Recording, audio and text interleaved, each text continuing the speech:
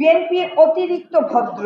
এই গণতন্ত্রের জন্য 17টি বছর বিএনপি রাজপথে ছিল, নির্যাতনের শিকার হয়েছে, গুমের শিকার হয়েছে। আমরা দেখলাম যে জামাত শিবির শুধু নয়, একটি গুপ্ত দল, গুপ্ত শিবির প্রকাশিত হয়েছে। গণতন্ত্র এবং সংবিধানের কথা বলতে গেলে প্রথমেই মনে হয় যে আমি যে দলের আদর্শে ধারণ করি, আমাদের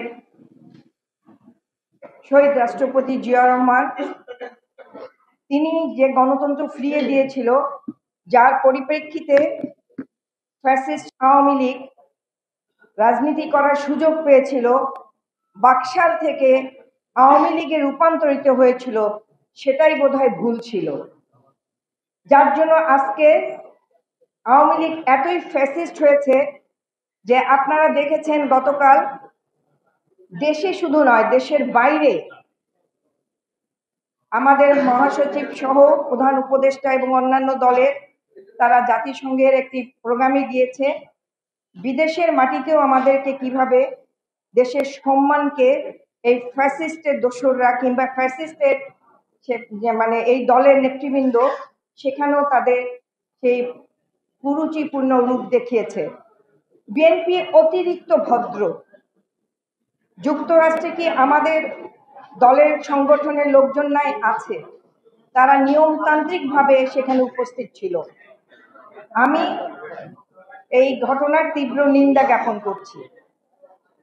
আজকে গণতন্ত্র সংবিধানের কথা বলা হয়েছে। এই গণতন্ত্রের জন্য 17টি বছর বিএনপি রাজপথে ছিল, নির্যাতনের শিকার হয়েছে, গুমের শিকার হয়েছে, খুনের শিকার হয়েছে, মামলা হামলার শিকার হয়েছে। এই গণতন্ত্রকে ফিরিয়ে আনার জন্য, জনগণের ভোটাধিকারকে ফিরিয়ে আনার জন্য আজকে সংবিধানের কথা বলছে।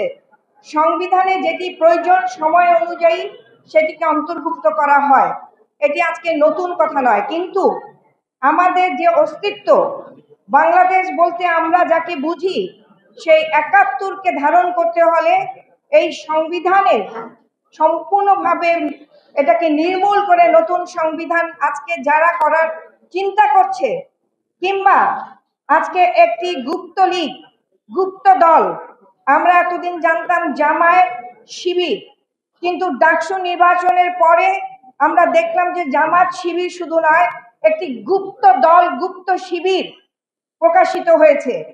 তাই আজকে আমাদের গণতন্ত্রকে নস্যাৎ করার জন্য এবং এদেশের স্বাধীনতার সার্বভৌমত্বকে নস্যাৎ করার জন্য পিআরের মাধ্যমে তারা এই দলটি সংসদে যেতে চায়। পিআর কেউ বোঝেই না। পিআর মানে আমি ভোট দিয়ে আমার এলাকায় জয়যুক্ত করলাম যাকে, সংসদে গিয়ে দেখলাম সে নাই।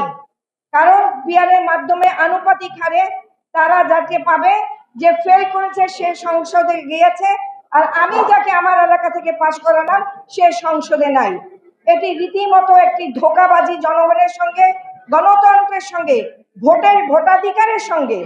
তাই আজকে যত মাঠ গরম করার চেষ্টাই করুক, একই অঙ্গের দুটি রূপ জামাতের। এদিকে 300 আসনে তারা তাদের প্রার্থী নির্বাচিত করেছে, ডিক্লেয়ার দিয়ে দিয়েছে। পাশাপাশি তারা পিআরের নামে রাজপথকে উত্তপ্ত করার চেষ্টা করছে। তার মানে যা পাই, যতটুকু পাই যদি আদায় করে নিতে পারি। তাই আমি কথা বলে শেষ করতে চাই যে আমাদের আরো বিশেষ করে আমাদের প্রধান অতিথি, উনি আপনাদের সামনে আজকে জ্ঞানগর্ভ এবং আজকের প্রেক্ষাপটে কথা বলবে। আমি আমার বক্তব্য দীর্ঘায়িত করে না করে বলতে চাই, আমরা কিন্তু সেই মুক্তিযোদ্ধাদের মুখে শুনতাম অস্ত্র সারেন্ডার করেছি, ট্রেনিং সারেন্ডার করি নাই। তাই বলতে চাই, আমরা রাজপথ থেকে সরে আসি নাই, আন্দোলন থেকে সরে এসেছি, কিন্তু আন্দোলনে নামতে পারবো না। রাজপথকে আমাদের নিজেদের বানাতে পারবো না, তা ভাবা বোধহয় ভুল হবে। তাই আজকে আমাদেরকে রেডি হতে হবে যে কোনো ধরনের ষড়যন্ত্র, গণতন্ত্র সংবিধানকে রক্ষা করার জন্য, সেকে রুখে দেওয়ার জন্য আমরা সব সময় প্রস্তুত থাকবো আন্দোলনে রাজপথে নামার জন্য। এই কথা বলে আমি আমার বক্তব্য শেষ করছি। খোদা হাফেজ। বাংলাদেশ জিন্দাবাদ। গণতন্ত্র রক্ষা আন্দোলন জিন্দাবাদ।